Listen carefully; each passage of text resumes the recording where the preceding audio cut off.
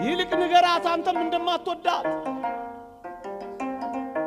ጅማሬዋ ደስ ቢያሰኝም ፍጻሜዋ እንደማያምር ንገራት። አንተ ልዩ ዋጋ ነህ ያለ ከኤመራልድ በላይ ከእንቁ በላይ።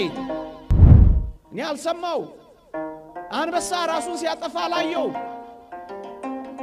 እባብ ራሱን ሲነድፍ አልሰማንም። በዘላለም ፍቅር ወድጄሃለሁ ሲልህማ ስማው። በሞቴ ስሙኝ። መከራ ስትቀበሉ ወጣቶች ዛሬም ወደፊትም በሕይወታችሁ ሁሉ መከራ ከገጠማችሁ አንድ ማለፊያ መንገድ ልንገራችሁ።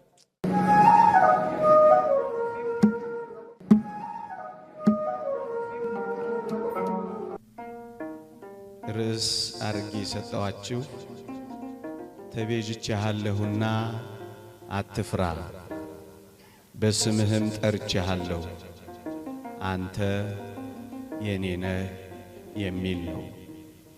ትንቢተ ኢሳይያስ ምዕራፍ 43 ቁጥር 1። ብዙ ጊዜ ወጣቶች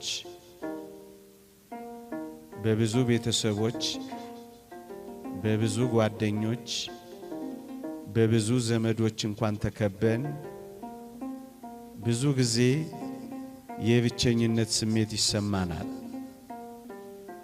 አንዳንድ ጊዜም የኔ ነህ የሚል የሌለኝ ምስኪንና ብቸኛ ነኝ ብለን ስንናገር እንሰማለን።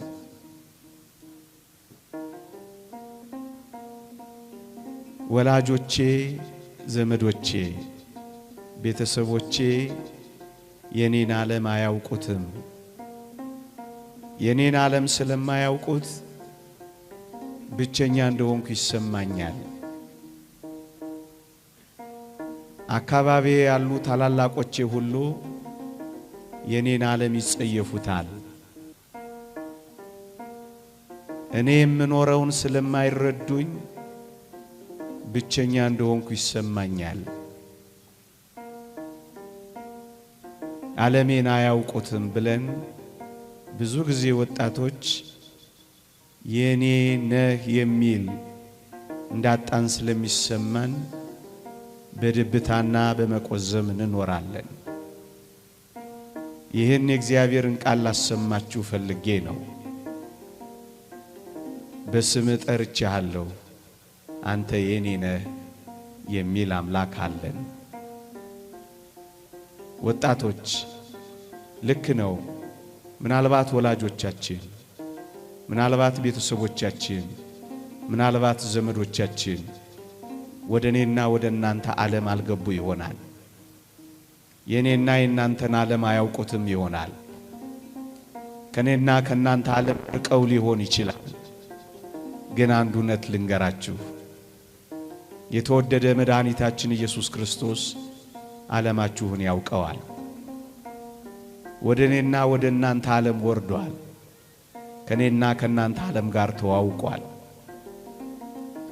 ወደዚህ ወደ ተዋረደው ስጋችን እንኳን ሳይቀር ገብቷል። የኔና የእናንተን ሰውነት እንኳን ወስዷል። ዓለማችንን አምላክ አለን። በረታችንን እንኳን ሳይቀር ቀምሶታል። ከኔና ከእናንተ መካከል በሽታና በክርፋት ውስጥ የተወለደ ማን አለ? የኔና የእናንተን የመጨረሻው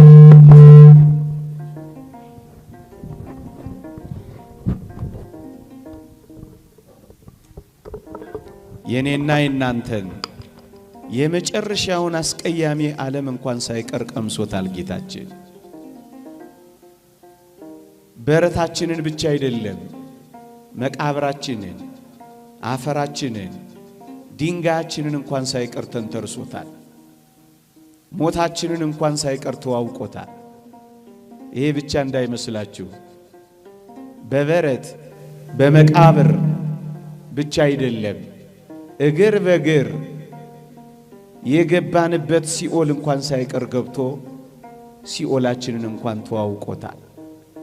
ወጣቶች ምናልባት ወላጆቻችሁ፣ ምናልባት ዘመዶቻችሁ፣ ምናልባት ታላላቆቻችሁ ዓለማችሁን እንደማያውቁት ቆጥራችሁ ብቻችሁን የሆናችሁ እንዳይመስላችሁ። የኔና የእናንተን ዓለም የተዋወቀ አምላካችን ክርስቶስ ነው አንተ የኔ ነህ የሚለው። ብዙ ጊዜ ወጣቶች የብቸኝነት ስሜት እንዲሰማን ከሚያረገን ነጥብ አንዱ ስሜቴን የሚረዳኝ ፈቃዴንና ዝንባሌን የሚያውቅልኝ ድካሜን እንኳን ቦታ የሚሰጥልኝ የሌለኝ በጣም ምስኪንና ብቸኛ ነኝ ብለን ነው ብዙ ወጣቶች የብቸኝነት ስሜት የሚሰማን። ግን አንድ እውነት እንንገራችሁ ወጣቶች፣ ስሜታችንን፣ ድካማችንን፣ ፈተናችንን ብቻ አይደለም የኔና የእናንተን ዓለም በመተዋወቁ ምክንያት ከኔና ከእናንተ በላይ የተፈተነ አምላካችን ነው አንተ የኔ ነህ የሚለው። የእግዚአብሔር ቃል እንዲህ ይላል፣ ከኃጢአት በቀር በነገር ሁሉ እንደኛ ስለተፈተነ ሊራራልን የሚችል አምላክ አለ ይላል። ወጣቶች ሆይ እናንተ ከተፈተናችሁት በላይ ተፈትኗል። እናንተ ተትታችሁ ከሆነ እናንተ ከተተዋችሁት በላይ ተትቷል። እናንተ ብቻችሁን ቀርታችሁ ከሆነ ብቻችሁን ከቀራችሁት ከናንተ በላይ ብቻውን ቀርቷል። ተፈትናችሁ እንኳን ከሆነ ከኔና ከናንተ በላይ ተፈትኗል። ደክማችሁ እንኳን ከሆነ ከኔና ከናንተ በላይ ደክሟል። ለዚህ ነው ከኃጢአት በቀር በነገር ሁሉ እንደኛ ስለተፈተነ ሊራራልን የሚችል አምላክ አለ የሚለው። ብንደክም ይራራልናል፣ ድካምን አውቋላ። ብንፈተን ያዝንልናል፣ ተፈትኗላ። ብንተው ይመጣልናል፣ ተትቷላ። ብንገፋ ይሰበስበናል፣ ተገፍቷላ። ይራራልናል የሚለው ቃል ምንኛ እውነትና የሚያጽናና ነው ወጣቶች። ከኃጢአት በቀር በነገር ሁሉ እንዳንተ እንዳንቺ የተፈተነ ስለሆነ ይራራልናል ወገኖች። ይሄ ብቻ አይደለም። በተለይ ወጣቶች በወጣትነታችን መደነቅ፣ በወጣትነታችን ትኩረት መሳብ፣ በወጣትነታችን ሊጨበጨብልን ልንሞገስ እንፈልግ ይሆናል። ማንም እኮ ትኩረት የሚሰጠኝ የለም። ማንም እኮ ክህሎቶቼን፣ ጸጋዎቼን፣ ተሰጦቼን የሚያደንቅልኝ እኮ የለም። ማንም ዞር ብሎ እንኳን የሚያየኝ የሌለ ምስኪን ነኝ ብለን እናስባለን። ወገኖቼ አንድ ሌላ እጅግ የሚያጽናና ተስፋ ልንገራችሁ። ተሰጦታችንን፣ ጸጋችንን፣ ፍጥረታችንን እንደ እግዚአብሔር ያከበረ እንደ እግዚአብሔር ከፍ ከፍ ያደረገ ማን አለ? እስኪ ላስታውሳችሁ። እግዚአብሔር በእጁ የፈጠረው እኔን፣ አንተን፣ አንቺን እንጂ መላእክትን ይመስላችኋልን? ለእንስሳት በአፉ ውስጥ ትንፋስ እፍ ብሏልን? ከሰማያት የወረደው መስቀል ላይ የተሰቀለው ለኔና ለናንተ ነው እንጂ ለእጽዋት ነውን? የተወደዳችሁ ክርስቲያን ወጣቶች ሆይ አስቡት። ግሩምና ድንቅ ሆኖ የተፈጠረ እንደኔና እንደናንተ ማን አለ? ምናልባት አላስተዋልነው ይሆናል እንጂ እኔና እናንተ ስንፈጠር መላእክት አሸብሽበዋል። እኔና እናንተ መዳናችን ሲጀመር የሰማይ መላእክት አጠገባችን ሆነው ዘምረዋል። እኔና እናንተ ከበደል ስንመለስ የሰማይ ጉባኤ ማህሌት ትቆማለች፣ ትዘምራለች። እኔና እናንተ ልዩ ፍጥረቶች ነን። እግዚአብሔርን ከዙፋኑ የሳበው ከሰው በቀር ማን አለ እንዴ? ዓለም ሲያራክሰን ለምንድን ነው ራሳችንን የምናራክሰው? ዓለም ካላጨበጨበልን ዓለም ተደፋብን ማለት ነው። የጥቂት ሰዎችን ትኩረት አለመሳብ ያን ያህል ድብታም ያመጣ ነው። ያን ያህል ድብርት የሚፈጥር ነው። በምድር ላይ ያን ያህል እንዳልኖርን የሚያስቆጥር ነው። ወጣቶች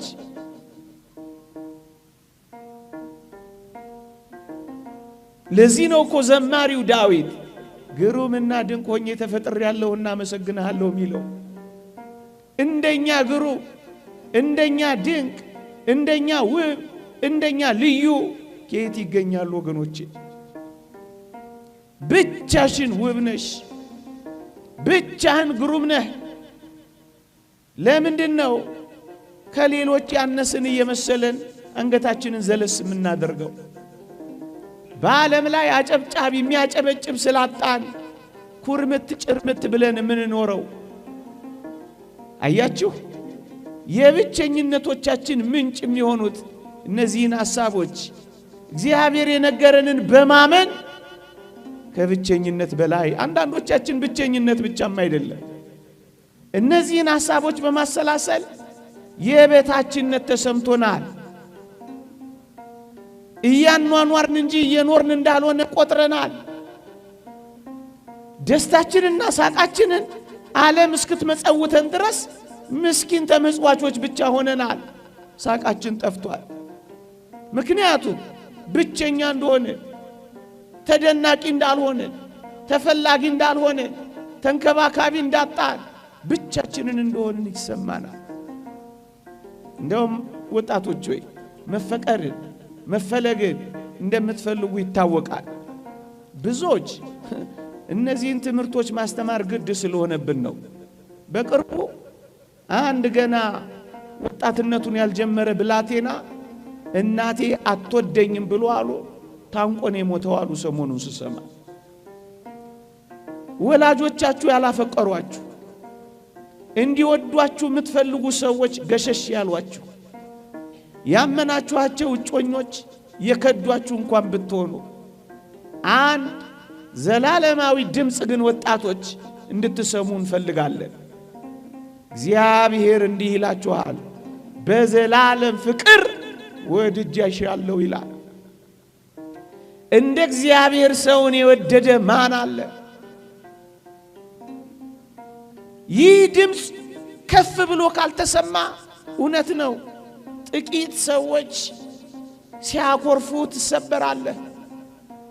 በአንድ እጅ ጣት የማይቆጠሩ ሰዎች ፍቅር ሲነግፉ እንክትክትህ ይወጣል። ይህንን ድምጽ ግን ስማው፣ በዘላለም ፍቅር ወድጄሻለሁ ይላል። ምናልባት እኛ ያጣነው በዚህ ዓለም ላይ ያሉ የጥቂት ሰዎች ፍቅር ነው። ያውም ሰጥተው የሚጎልባቸው፣ መጽውተው የሚያንስባቸው፣ በጣም ደካሞች የሆኑ ምስኪንና ድሆች የሆኑ ሰዎች ፍቅር አጣን ብለን ነው ራሳችንን እያጣን ያለ ነው። እውነት በዘላለም ፍቅር ወድጄሃለሁ የሚለው ባለጸጋው እግዚአብሔር ነው። ወገኖቼ ወጣቶች ሆይ መለወጥ አይደለም መለዋወጥ ባለበት በዚህ ዓለም ፍቅር ማጣት ለምን ራሳችሁን ታጣላችሁ? ለምን ለራሳችሁ ዋጋ መስጠት ታጣላችሁ? መለወጥ የሌለበት ያውነት እግዚአብሔር እንደሚያፈቅራችሁ እየነገራችሁ፣ እግዚአብሔር ያወዳችኋል፣ እግዚአብሔር ያፈቅራችኋል። መለወጥ የሌለበት ያውነት ማለዳ ወዶ ማታ ሚከዳ አይደለም፣ ስቆም ያስለቅስ አይደለም፣ ፊት ሰጥቶ ጀርባ ሚነፍቅ አይደለም። ሁሌ የሚወድ ሁሌ የሚያፈቅር ፍቅሩ የማይቀንስበት ወረት የሌለበት ፍቅር በዘላለም ፍቅር ወድጄሃለሁ ሲልህማ ስማው። ጥቂቶች ትኩረት ስለነፈጉን ለራሳችን ትኩረት ምን ነፍገው ለምንድን ነው? ወገኖቼ እንኳን የሩቆች የእናት ፍቅር እንኳን ሊቀዘቅዝ ይችላል። አድሎ ሊኖርበት ይችላል። ስትሰጥና ስትነፍቅ ሳቃቸው ወላጆች ቤተሰቦች ምናልባት ሊቀየሩብህ ይችላሉ። አድሎ የሌለበት እውነተኛ ፍቅር ግን እወድሻለሁ እወድሃለሁ ሲል ስማ። እኔ በጣም ነው የሚደንቀኝ።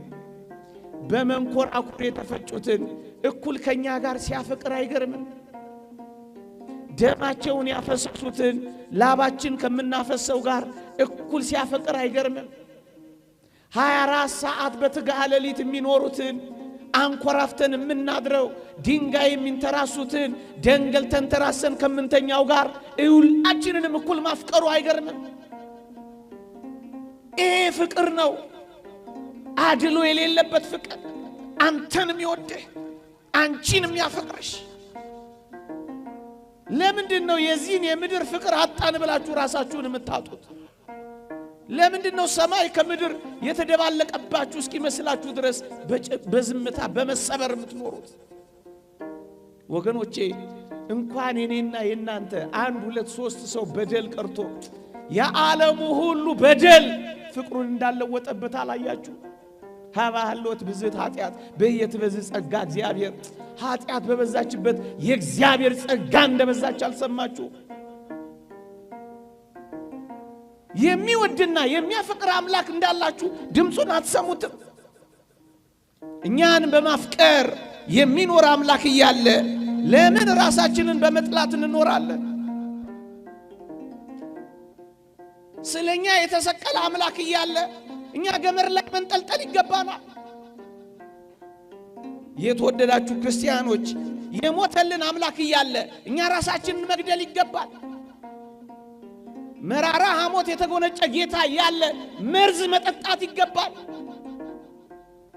እውነት እንነጋገር ከተባለ ዲያብሎስን ከሚያህል አውሬና ሽፍታ ካዳነን በኋላ እናንተም ሽፍታ ትጠሉ የለ? እናንተም አጋሽ ትጠሉ የለ? ሱሰኛ በመሆን ተስፋ በመቁረጥ ወይንም ደግሞ በራሳችሁ ላይ አንዳች ነገር በማድረግ የተወደዳችሁ ኦርቶዶክሳውያን በራሳችሁ ላይ ሽፍታ እንዳትሆኑ። ሽፍታ ከቀላችሁ የራሳችሁ ሽፍታ መሆንን ጥሉ። እንዴ አውሬ ትጠሉ የለ እንዴ? አውሬ ትሸሹ የለ እንዴ? ታዲያስ ለራሳችሁ እንዴት አውሬ ትሆናላችሁ? በመጠጥ ሱስ ጉበታችሁን የምታፈርሱ፣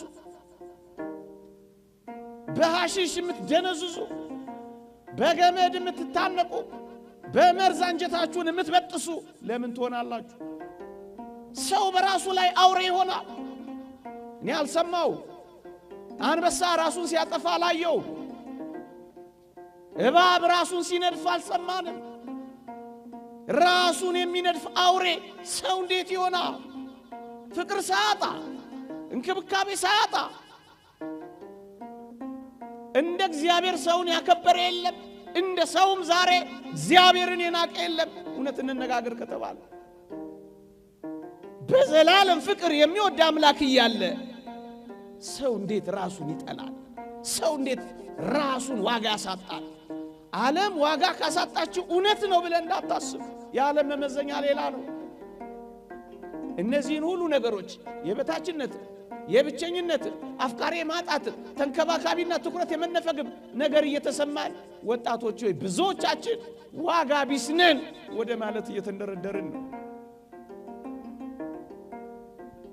እኔማ ዋጋ ቢስ ነኝ፣ ምን ዋጋ አለኝ? ብዙዎቻችን እንዲህ አይነት ድምፅ ማሰማት ጀምረናል። የምር እንነጋገር ከተባለ ዋጋችንንማ እንወቀው። ዋጋ ተለጥፎበት ዋጋውን የማያውቅ እንደ ሰው ማን አለ? እንደ ቡቲክ ዋጋ ተለጥፎብሃል አንተ። እንዴ ተነቅሰዋል እኮ ዋጋህን። አንገትሽ ላይ አንጠልጥለሽዋል እኮ ዋጋሽን። ልብስሽ ላይ ተጠልፈሽዋል እኮ ዋጋሽን። የኔና የናንተ ዋጋ አንድ አስደናቂ ዋጋ አለ። እሱስ ቀራንዮ ነው። የአምላካችን ደም ነው። እንዴ ዋጋ ቢስ ነኝ ማለት አሳፍርም አያሳዝንም?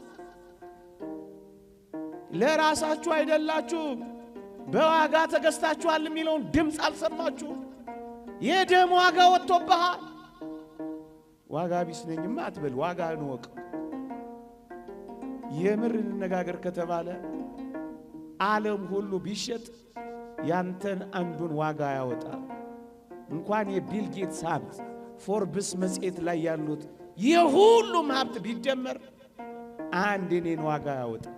ዓለም ሁሉ ቢሸጥ፣ ዓለም ሁሉ በጨረታ ቢቸበቸብ ደም የተከፈለብህን ያንተን ዋጋ ዓለም የለው። ለምንድነው ዋጋ ቢስ የምታደርገው? ለምንድነው ዋጋ እንደሌለ ውስጥህ የሚሰማ? ዋጋህንማ ወቀው። ዋጋህ ቀራንዮ ነው። ይልቅ የተከፈለልህን ዋጋ የወጣብህን ውድ አታርክሰው።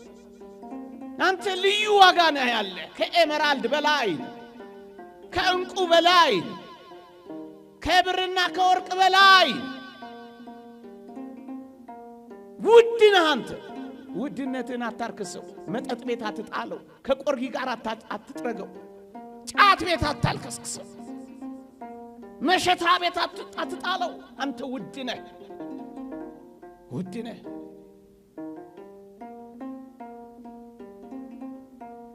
ቅዱስ ጳውሎስ እንዲህ ይላል፣ የሙሴን ሕግ የናቀ ሰው 2 ወይም 3 ሰው ቢመሰክርበት ያለ ርኅራኄ ይሞታል ይላል። የኪዳኑን ደም ያከፋፋ እንደ ርኩስ ነገር የቆጠረ እንዴት የሚብስ ቅጣት የሚገባው ይመስላችኋል ይላል። ይሄንን ደም ማክፋፋት፣ ዋጋችሁን ማሳነስ እንዴት ያሳፍራል!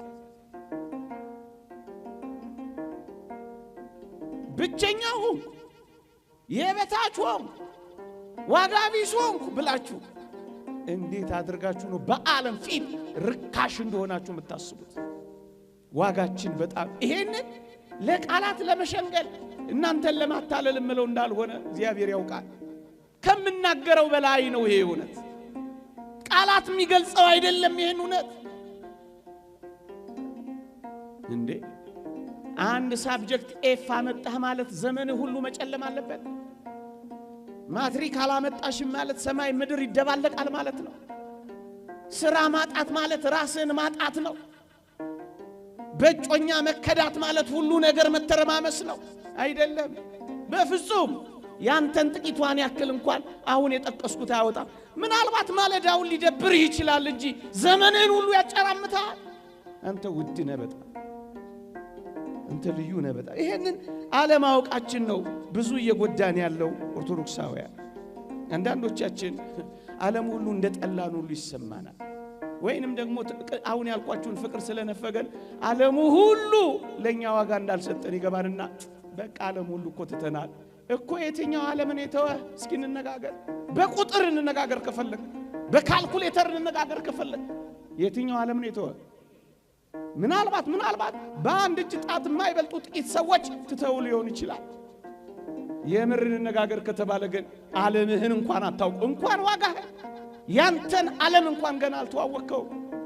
ዓለሜን ንገረኝ ካልከኝ ዓለምህ በጣም ድንቅ ነው። የትኛው ነው? እንዲህ ይላል እግዚአብሔር ቃል። ንዑድ ክቡር የሚሆን ሐዋርያው ቅዱስ ጳውሎስ በረከቱ ትደርብንና እንዲህ ይላል፣ ወደ አእላፋት መላእክት፣ ወደ ጻድቃን መንፈሶች፣ ወደ በኩራት ማህበር ደርሳችኋል ይላል።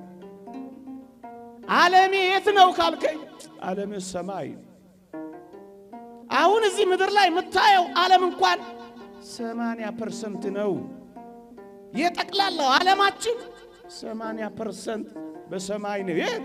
የመላእክት የአእላፋት መላእክት ህብረት አንተን ይጠብቃሉ። ታላላቅ ወንድሞች አሉ። አረጋዊ መንፈሳዊ እንደተናገረው የሚራሩልን ታላላቅ ወንድሞቻችን ናቸው ይላል መላእክት። የትኛው ዓለም ነው የጠላሽ? የትኛው ዓለም ነው ጀርባ የሰጠህ? እንቅልፍ ሳይተኛ ዘውትር የሚጠብቅ መልአክህ አለ እኮ። ዓለም ሁሉ ጠልቶ እኮ የትኛው ዓለም?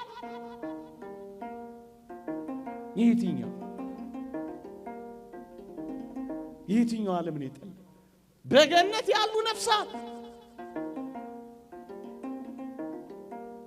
በብሔረ ሕያዋን በብሔረ ብፁዓን ከገጸ መሬት ተለይተው የሚኖሩ ግሁሳ የኔና የናንተ ዓለም ልዩና ብዙ ነው ወገኖች።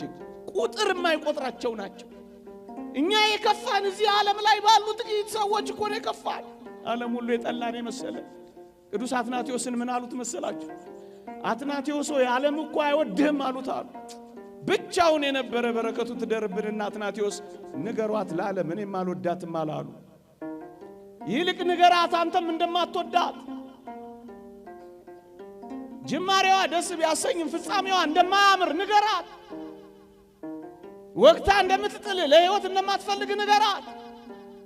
ውበት የሌላት ምስኪንና ጎስቋላ መሆኗን ንገራት። መኃልየ ሰሎሞን ላይ እንዳለችው እንደዛች ሙሽሪት ፀሐይ መልኬን አክስሎታልና አትዩኝ እንደምትለው አላይሽም አታምሪም አትላት። ለምንድነው የምትልመጠመጥባት? ለምንድነው እግሯ ስር ወድቀህ የምትለምናት? አንተ ከዛ በላይ ነህ። ሌላ ዓለም አለ። እንደውም ልንገርህ ንዑድ ክቡር የሚሆን ሐዋርያ ጳውሎስ ዳግመኛ እንዲህ አለ፣ ክርስቶስ በእናንተ ውስጥ እስኪሳል ድረስ ምጥ ይዞኛል አለ። ምጥ የሚያዝ ታላቅ ወንድም አለህን ታውቃለህ? ሐሳቡን አንተ ይሄን ዓለም ተዋወቁት ወጣቶች። ምጥ የሚያዝ ክርስቶስ በልብ እስኪሳል ድረስ ምጥ የሚያዝ የሚጨነቅ የሚማልድ ወንድም አለህ።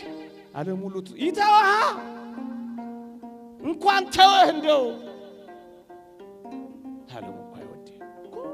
ዓለም እኮ የትኛው ዓለም ነው የሚመዝንላችሁ? ድል የነሳ የሰማዕታት ዓለም አይሻልህም?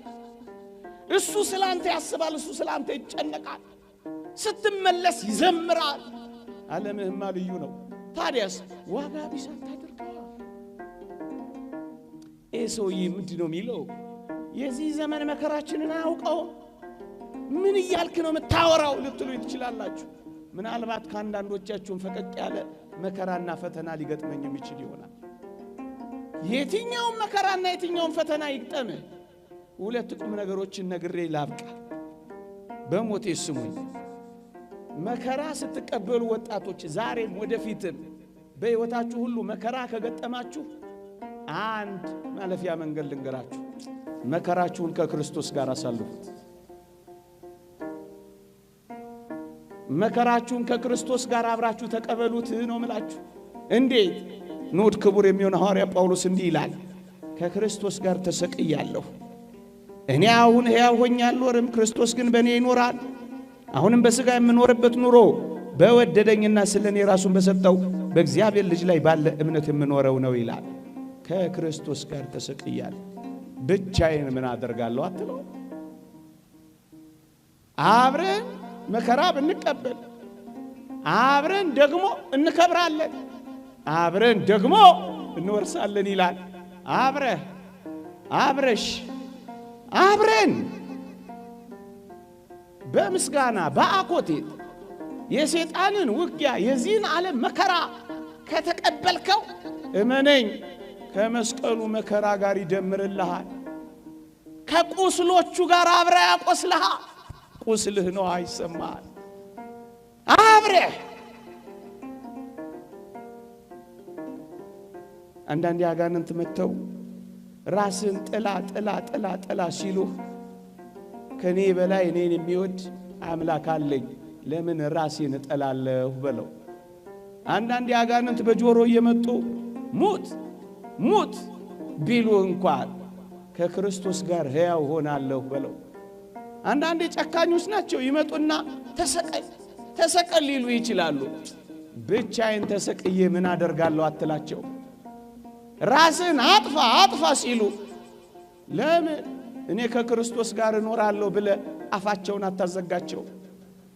የትኛው መከራ ውስጥ እንኖር ከክርስቶስ ጋር እናሳልፈው። ይሄ ማለፊያችን ነው። ይሄ የክብር በራችን ነው። ወጣቶች ፈተናችንንስ አልተረዳኸው? ኧረ በደንብ ነው የምንረዳው። ኧረ በደንብ ነው ማውቀው። ለዛም ነው እኮ የምንጮኸው ፈተናችንን ስለምንተዋወቅ። ግን ወጣቶች ሆይ ክርስቲያን ሆናችሁ እንደ እግዚአብሔር ፈቃድ ኖራችሁ በጽኑ ፈተና ውስጥ ካላችሁ ማክሲመስ የተባለ ሊቅ ለምን ፈተና እንደመጣባችሁ ይነግራችኋል። እንዲህ ይላል። ምን ይላል? ፈተና በአንዳንዶች ዘንድ ከቀደመ ኃጢአታቸው ሊያነጻቸው ይመጣል ይላል። ክርስቲያን ሆነሽ የምር ፈተና ከተቀበልሽ ኃጢአትሽን ሊያነጻልሽ መጣልሽ።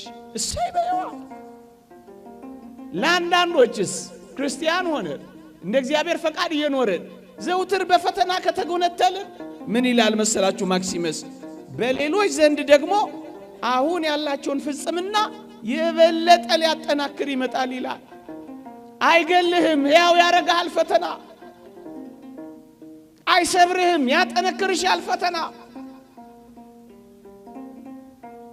አያደበዝዝህም፣ የበለጠ ውብ ያረጋል ፈተና።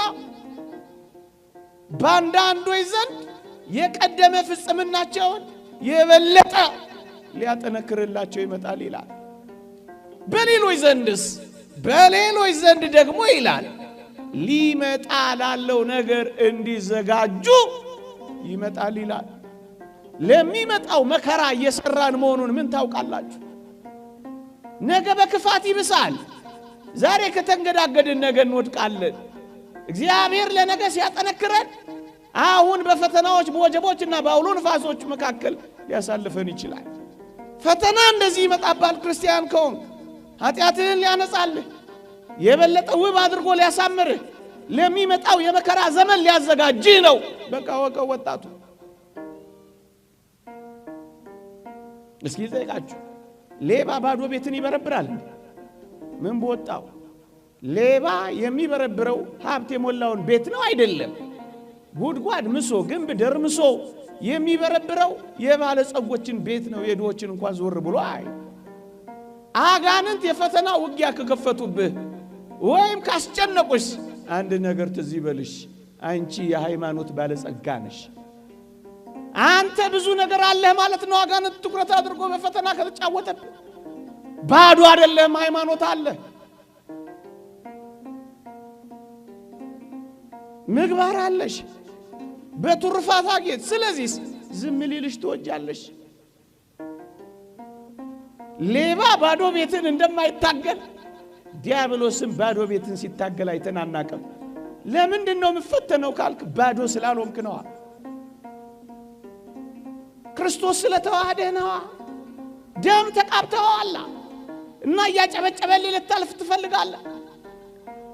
ማን ያለ ፈተና እንዳለፈው አንተ ያለ ፈተና ልታልፍ ነው። ክርስቲያን ከሆንክ በዚህ ውስጥ ማለፍ ግዴታ ነው። ሶስተኛ የተማሪዎች እውነት የሚገለጠው ፈተና ላይ ሲቀመጡ አይደለም። የኔና ያንተ እምነትስ ያለ ፈተና እንዲገለጥ ትፈልጋለህ? ታምልከው አታምልከው? የብሱን ወይስ ባህሩን ከክርስቶስ ጋር ትሻገር? የሚታወቀው ደግ ጊዜ ብቻ ሳይሆን በክፉ ጊዜም አምላኪ መሆን የሚገለጠው በፈተናዎች መካከል ስታልፍ እኮ ነው። ብርቅና ድንቀት አድርገው። ይልቅስ በእነዚህ ፈተናዎች በእነዚህ መከራዎች መካከል መሰበር፣ ተስፋ መቁረጥ ሳይሆን የእውነት ወደ እግዚአብሔር እየቀረብን እንደሆነ እንረዳ።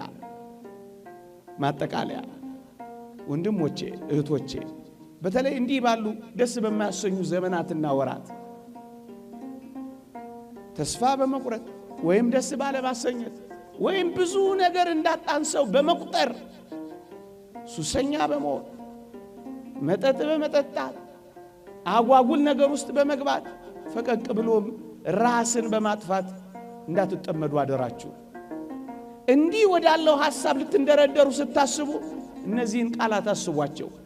እነዚህን ሐሳቦች ገልጬ ያበቃል። በእግዚአብሔር ፍቅር ላይ መተማመን አትጡ። ቅድም እንዳልኳችሁ ሁሉ ጊዜ እግዚአብሔር አፍቃሪ አምላካችሁ እንደሆነ አስቡ። ለኔና ለእናንተ ያለው ትኩረትና ጥበቃ ዘውትር እንደማይለይ አስቡ። የትኛውን ፈተና የትኛው መከራ እሱ የፈቀደው ለበጎና ለመልካም እንደሆነ እንዳትረሱ። ደግሞስ ከሞት በኋላ ያለውን ሕይወት አትካዱ። ከሞት በኋላ ያለው ካልታመናችሁ አሁን ያልኩት ነገር ውስጥ ሁሉ ትገባላችሁ። ምን ማለት መሰላችሁ? የዚህ ዓለም ኑሮ ካልተመቸኝማ የዘላለሙ ኑሮ ይቅርብኝ ባዮች ትሆናላችሁ። ለዚህ ነው አንድ ሰሞን በዚህ በማህበራዊ ሚዲያ ብንሄድ ይሻለናል የሚል የሆነ ዘመቻ ቻሌንጅ ጀምረው ነበር አንዳንድ ወንድሞች። የት ነው የሚሄዱት? አሳዝኑ። ወይ እንደ ጳውሎስ ሩጫቸውን አልጨረሱ፣ ወይ አልተጋደሉ፣ ወይ ሃይማኖታቸውን አልጠበቁ። ብንሄድ የት ነው የምትሄደው? ምን ይዘህ ነው የምትሄደው? የዘላለም ሕይወት እንደዚህ መቀለጃና ማፌዣ ነው። እዚህ ካለው መከራ በላይ እንደሆነ አውቁ። የግድ ቀምሰው መመለስ አለባቸው። የዘላለም እውነት መጽሐፍ የነገራቸውን አይቀበሉም፣ አያምኑ። የት ነው የምትሄደው? የት ነው የምትሄደው? የደረሰባችሁ ችግርና ወይም እየደረሰባችሁ ያለው ችግርና ያላችሁበት የችግር ስሜት እንዳትረሱ፣ ከእግዚአብሔር በላይ አይደለም። እደግመዋለሁ፣ ከእግዚአብሔር በላይ የሆነ ምንም ችግር በዚህ ዓለም ላይ የለም። ሞት ነው ካላችሁኝ ሞትን ረግጦታል። ኃጢአት ነው ካላችሁኝ በደሙ አንጽቶታል።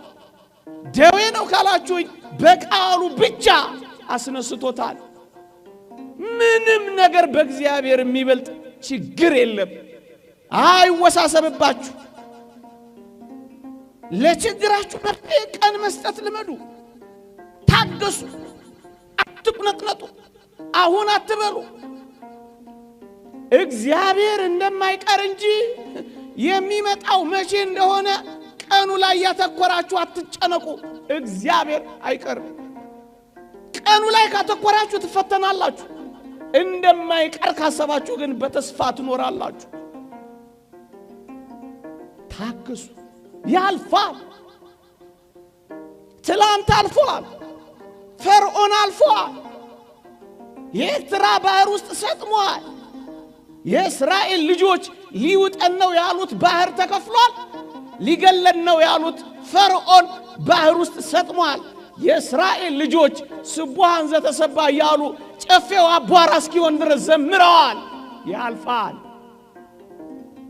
ምን ይውጠናል ያላችሁት ዘመን ያልፋል። ታገሱ ወጣቶች። ይሄ የእግዚአብሔር ቃል ስለሆነ ነው። እኔ መተማመኛ መሰጣችሁ ኢንሹራንስ ካምፓኒ የለኝም። እግዚአብሔር ግን ዋስትናችን፣ የትላንትናው ሕይወት መተማመኛችን ነው። ከትላንት አልፋችሁ እዚህ ደርሳችሁ የለም። የትላንት ትዝታችሁን እግዚአብሔር ያደረገላችሁን መርሳት ይገባችኋል ወጣቶች። ትላንትን ለትዝታና ለትውስታ ነገን ለተስፋ ሰንቃችሁ ዛሬን በደስታ ኑሩ። ክርስትናዬ ነው። ታገሱ። እኔ ልጅ ያለው HIV ኤድስ የሚባል በሽታ ነበር። ሰፈሬ የነበሩ እጅግ ውብ እህቶች፣ እጅግ ጎበዝ ወጣቶች ልክ በሽታው እንደያዛቸው ራሳቸውን እያነቁ ይገሉ ጀመር፣ መርዝ እየጠጡ በጣም ብዙዎች። ግን ይገርማቸዋል፣ ጥቂት 1-2 ዓመት ካለፈ በኋላ ይሄ ኃይለኛ የተባለው በሽታ መድከም ጀመረ። በእርግጠኝነት አሁን በሽታው ከሰውነታቸው የወጣ ሰዎች ያውቃል። የማራዘሚያ መድኃኒት እየወሰዱ ከብደው ወልደው ኩለው ድረው የሚኖሩ ሰዎች አሉ። ቀን ማልፍ መስሏቸው ግን ራሳቸውን አሳልፉ። ማይለወጥ የሚመስላቸው ሰዎች ወደ አፈርነት ራሳቸውን ለወጡ። ታገሱ ወጣቶች፣ አትቸኩሉ። ለእግዚአብሔር ለቀንም እድል ስጡ። ራስን ማጥፋት በሱስ በለው በተለያየ ነገር በለው ራስን ማጥፋት የተወደድክ ክርስቲያን ሆይ የሚያጠፋው አንተንና ህልውናህን ነው እንጂ ችግርህን አጥፍቶ አያውቅም። ጎበዝ ኮንክ ክርስቲያን ኮንክ በችግር ላይ በጸሎት ተነሳ፣ በተጋድሎ በርታ፣ በምስጢራተ ቤተ ክርስቲያን ተሳትፎ ጠንክር እንጂ ችግርህን ታስወግደዋለህ። ራስህን ግን አታስወግደው። ራስን ማጥፋት ባጭሩ ራስን ማጥፋት ትንሽ ችግር ለመፍታት ትልቅ ችግር መፍጠር ነው። ጊዜያዊ ችግር ለመፍታት ዘላለማዊ ችግር መፍጠር ነው። በጣም ቀላል ችግር ለመፍታት የተወሳሰበ ችግር መፍታት ነው። ሰው በምንጨቃ ይነሳ፣ ከሞትክ በኋላ ይነሳል በምንጨቃ። ሾፌሮች የሉም እንዴ? ይነሳል ሰው በምንጨቃ ይነሳል። በቃ በቃ በቃ በቃ። ለጊዜያዊ ችግር ቋሚ ችግር አትፍቱ። አንድ ድምጽ ብቻ አላሰማችሁ። አፍቃሪ አምላክ አላችሁ። አንድ ድምጽ ብቻ ላሰማችሁ በስም የሚጠራችሁ የሚያውቃችሁ አንቺ የኔ ነሽ አንተ የኔ ነህ የሚል አምላክ አለላችሁ እምነት ተስፋ ፍቅር ያጣ ሰው ራሱን ማጣቱ አይቀሬ ነው ወገኖቼ በእግዚአብሔር ላይ የሚኖራችሁን እምነት ከተዋችሁ ፍቅሩን ማሰብ ካቃታችሁ የነገ ተስፋው ላይ ዳተኞችና ቸልተኞች ከሆናችሁ እነዚህ ባልኳቸው ህይወቶች ውስጥ ማለፋችሁ አይቀርም ስለዚህ እምነት ተስፋን ፍቅርን ከያዛችሁ ትለመልማላችሁ አለበለዚያ ግን ምስኪን ትሆናላችሁ ቤተክርስቲያንም እንዲህ አርጋችሁ ራሳችሁን ካጠፋችሁ ዘመራት ሸኛችሁ አትጸልይላችሁ ዳዊት አትደግምላችሁ ከበሮ አትመታላችሁ ማህሌት አትቆምላችሁ ምክንያቱም የላችሁም ንስሐ እንዳትገቡ የላችሁም ሌላ ኃጢአት ሁሉ ብትሰሩ ንስሐ ትገባላችሁ ራሳችሁን ካጠፋችሁ ግን መቼ ንስሐ ትገባላችሁ ወጣቶች በዚህ ዓለም እየሆነ ባለው ነገር በምንም ነገር ተስፋ አትቁረጡ በስም የሚያውቃችሁ አምላካችሁ ክርስቶስ አለላችሁ አንተ የኔ ነህ ይቆየን የእግዚአብሔር ቸርነት የእመቤታችን አማላጅነት የቅዱሳን በረከት ረድኤት አይለየን በሃይማኖት በምግባር ያጽናን አሜን